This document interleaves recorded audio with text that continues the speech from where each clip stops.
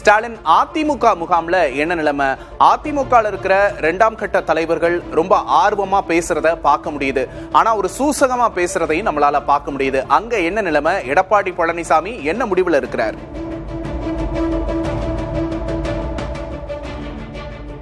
விக்னேஷ், தமிழ்ல ஒரு அழகிய சொல்லாடல் சொல்லுவாங்க, மாற்றம் ஒன்றே மாறாதது. அது எல்லாருக்குமே தெரியும்னு நினைக்கிறேன். தமிழக அரசியல் சூழல் அந்த சொல்லாடலுக்கு ஏற்றபடிதான் இன்றைய சூழல்ல இருக்கு.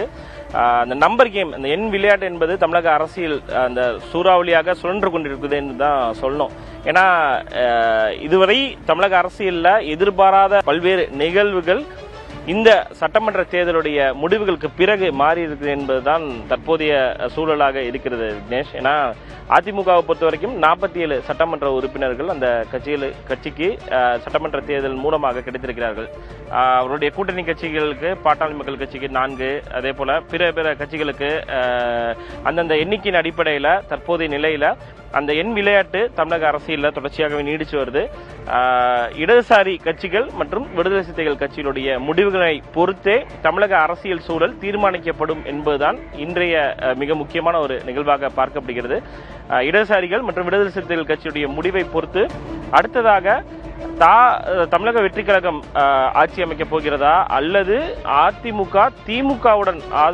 திமுக ஆதரவுடன் ஆட்சி அமைக்க போகிறதா என்ற ஒரு கேள்வி எழுகிறது. கடந்த 3 நாட்களுக்கு முன்பு இந்த தகவல், அதாவது திமுக அதிமுகவை ஆதரிக்க போகிற தகவல் கிடைத்த பொழுது நிச்சயமாக யாரும் நம்பியிருக்க மாட்டார்கள். அந்த செய்தி வெளியான பொழுது இது தமிழக அரசியல்ல இது போன்ற விஷயங்கள் இல்லாம நடக்க போகுது அப்படின்ற ஒரு கேள்வி அனைவரும் மத்தியிலுமே தொடர்ச்சியாக எழுந்து வந்தோம். ஆனால் அப்படி இல்லை. இன்றைய சூழல்ல திமுக ஆதரவுடன் அதிமுக கூட்டணி அமைத்து அரசை அமைப்பதற்கான ஒரு சூழல் இருப்பதாக தான் சொல்லப்படுகிறது. தொடர்ச்சியாகவே அது போன்ற விஷயங்கள் தான் அரசியல் வட்டாரத்தில் பேசப்பட்டு வருகின்றன. ஒரு விஷயத்தை நம்ம குறிப்பிட்டாக வேண்டும். அதாவது திமுக அதிமுக இரு துருவ அரசியல் தமிழ்நாட்டில் இருந்து வந்த நிலையில ஒரு தேர்ட் பிளேயரா தமிழக வெற்றி கழகத்துடைய தலைவர் ஒரு 108 சட்டமன்ற தொகுதிகளை பிடித்து தனிப்பெரும் கட்சியாக உருவெடுத்திருக்கக்கூடிய நிலையில தற்போது இந்த இரு துருவங்கள் திராவிட கட்சிகளான திமுகவும் அதிமுகவும் இணைவார்களா அப்படின்ற ஒரு கேள்விதான் தற்போது இருக்கிறது.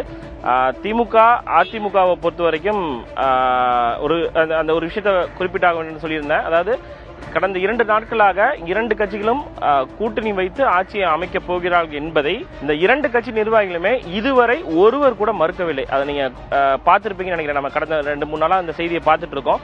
2 பேருமே மறுக்கவில்லை. அதனால இதற்கான வாய்ப்புகள் அதிகமாக இருப்பதாக தான் சொல்லப்படுகிறது. தற்போதைய நிலையில பார்த்தோம் அப்படின்னா 59 சட்டமன்ற உறுப்பினர் திமுகவுக்கு இருக்கிறார்கள், 47 சட்டமன்ற உறுப்பினர்கள் அதிமுக இருக்கிறார்கள். இந்த 2ஐயும் சேர்த்தால் 106. அதன் பிறகு பாட்டாளி மக்கள் கட்சி 4, தேமுதிக 1, IUML 2, CPM 2, அதே போல CPI, VCK உள்ளிட்ட கட்சிகள் 2 சட்டமன்ற உறுப்பினர்களை பெற்றிருக்கிறார்கள்.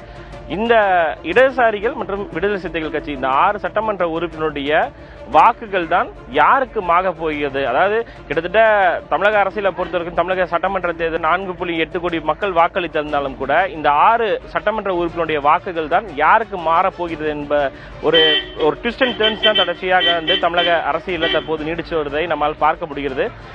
ஒருவேளை இடதுசாரி கட்சிகளான மார்க்சிஸ்ட் கம்யூனிஸ்ட் கட்சி மற்றும் இந்திய கம்யூனிஸ்ட் கட்சியும் அதே போல விடுதலை சிறுத்தைகள் கட்சியும் தாவேகாவை ஆதரிக்கும் பட்சத்தில் அவர் எளிதாக அந்த மேஜிக் நம்பர்ஸ் அந்த 118 அவர் அடைந்து விட முடியும். விஜயை பொறுத்த வரைக்கும் தற்போதைய நிலையில காங்கிரஸ் அவங்களுக்கு ஆதரவு அளிச்சிட்டாங்க. அதனால அந்த எண்ணிக்கை கிடைச்சிடும். ஒருவேளை இல்லை என்றால் இவர்களுக்கு அந்த எண் கிடைத்துவிடும். திமுக ஆதரவுடன் ஆட்சி அமைக்கக்கூடிய அதிமுகவிற்கு அந்த எண் கிடைத்துவிடும். கிட்டத்தட்ட ஒரு 120 சட்டமன்ற உறுப்பினர்கள் இந்த கூட்டணிக்கு ஆதரவாக நிற்பார்கள். ஒரே ஒரு சட்டமன்ற உறுப்பினர் பாஜக இல்லாமல் தான் திமுக ஆதரவுடன் ஆட்சி அமைப்பதற்கான ஒரு சூழல் உள்ளதாக கட்சி வட்டாரத்தில் பேசிட்டு வராங்க. அதனால தேசிய ஜனநாயக கூட்டணியிலிருந்து அதிமுக விலகி திமுக ஆதரவுடன் ஆட்சி அமைப்பதற்கான ஒரு சூழல் தற்போது நீடித்து வருகிறது. ஆனால் இவை அனைத்துமே பார்த்தோம் அப்படின்னா விடுதலை சிறுத்தைகள், மார்க்சிஸ்ட் கம்யூனிஸ்ட் கட்சி, இந்திய கம்யூனிஸ்ட் கட்சி இந்த 3 கட்சிகளுடைய 6 சட்டமன்ற உறுப்பினருடைய ஆதரவை பொறுத்தே தமிழக அரசியல் சூழல் நிச்சயமாக மாறப்போகிறது. நிச்சயமாக ஸ்டாலின், நீங்க சொன்ன மாதிரி 2 தரப்புல இருந்தும் இதை மறுக்கல அப்படிங்கறதுதான் இந்த பரபரப்பு. இந்த திமுக அதிமுக அப்படிங்கிற இந்த கோணத்தோட பரபரப்பை இன்னும் உச்சகட்டத்துக்கு கொண்டு போயிருக்கு அப்படின்னே சொல்லலாம். நன்றி ஸ்டாலின், தொடர்ந்து பேசலாம்.